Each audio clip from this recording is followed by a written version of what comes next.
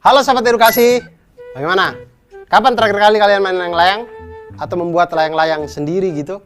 Ternyata kita kalau membuat layang-layang itu seperti lagunya dulu kan, ku ambil bulu sebatang, ku timbang dengan benar dan segala macam. Nah itu ternyata ada konsep-konsep matematika yang diterapkan di situ, karena titik pertemuan di garis yang di tengah, kemudian benang yang kita ambil dari sisi luarnya, bambu yang kita jadikan layang-layang itu, semuanya itu ternyata membentuk segitiga, yang mana siku-siku dan benang-benangnya itu membentuk sisi miring dari segitiga, yang di situ mencerminkan tentang rumus Pitagoras.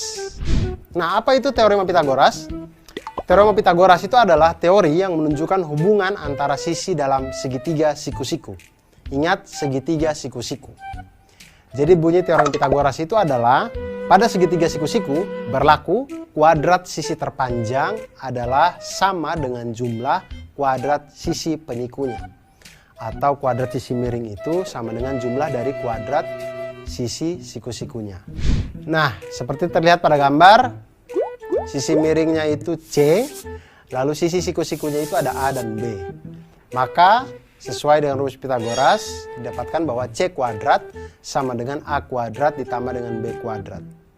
Atau C sama dengan akar dari A kuadrat ditambah dengan B kuadrat. Hal yang sama bisa kita lakukan dengan yang lain, jadinya dengan hubungan itu kita bisa lihat bahwa A kuadrat sama dengan C kuadrat dikurangi dengan B kuadrat. Atau A sama dengan akar dari C kuadrat dikurangi dengan B kuadrat. Hubungan ini juga kita bisa gunakan untuk mencari sisi B, di mana B kuadrat sama dengan C kuadrat dikurangi dengan A kuadrat, atau B sama dengan akar dari C kuadrat dikurang dengan A kuadrat. Nah, dengan menggunakan teorema Pitagoras, kita dapat menentukan panjang sebuah sisi pada segitiga siku-siku jika panjang dua sisi yang lainnya diketahui, atau kita bisa menentukan panjang sisi yang lain ketika dua panjang sisi yang lainnya diketahui. Nah, sekarang kita lihat ke masalah dari teman-teman kita tadi. Mereka ingin membuat layang-layang. Layang-layang itu ada dua rusuk paling tidak yang kita buat untuk bambunya itu kan, bambu panjang begini kita ikat di sini di tengahnya. Sekarang benang-benangnya ini yang mengelilinginya ini ditanya, kalau bambu yang panjangnya 48 cm menjadi dua bagian sama panjang, sedangkan bambu berukuran 42 cm terbagi menjadi 10 cm dan 32 cm. Pertanyaannya adalah, berapa banyak benang yang dibutuhkan untuk membuat layang-layang tersebut? Maka seperti yang sudah-sudah kita kumpulkan dulu yang kita ketahui. Kita ketahui bambu panjangnya 48 cm, dua bagiannya sama panjang, berarti ini bambu yang menjadi sayap nih. Makanya panjangnya sama. Kemudian ada lagi bambu berukuran 42 cm terbagi menjadi 10 cm dan 32 cm. Ini berarti bambu yang di tengah. Yang 10 cm yang biasanya di atas, 32 cm yang di bawah. Kita misalkan bambu dengan ukuran 48 cm yaitu panjangnya itu PR, dan bambu dengan ukuran 42 cm panjangnya SQ. Nah, untuk menghitung panjang benang minimum yang diperlukan untuk membuat layang-layang ini, itu sebenarnya kita sedang menghitung keliling dari layang-layang PQRS, di mana keempat sisi yang ada itu kita jumlahkan. Jadi keliling layang-layang PQRS itu sama dengan panjang PQ ditambah panjang QR ditambah panjang RS dan ditambah panjang SP.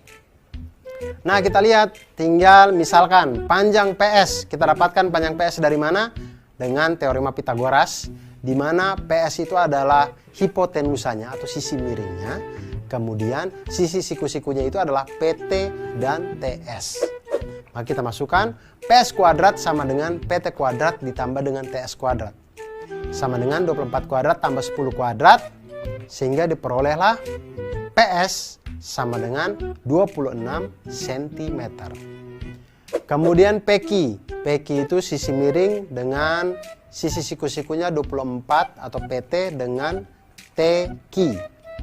Kita lihat PQ kuadrat sama dengan PT kuadrat ditambah dengan TQ kuadrat sama dengan 24 kuadrat ditambah dengan 32 kuadrat, sehingga diperoleh PQ sama dengan 40 cm. Maka keliling layang-layang PQRS itu sama dengan 2 kali 26 cm ditambah dengan 40 cm. Sama dengan 132 cm.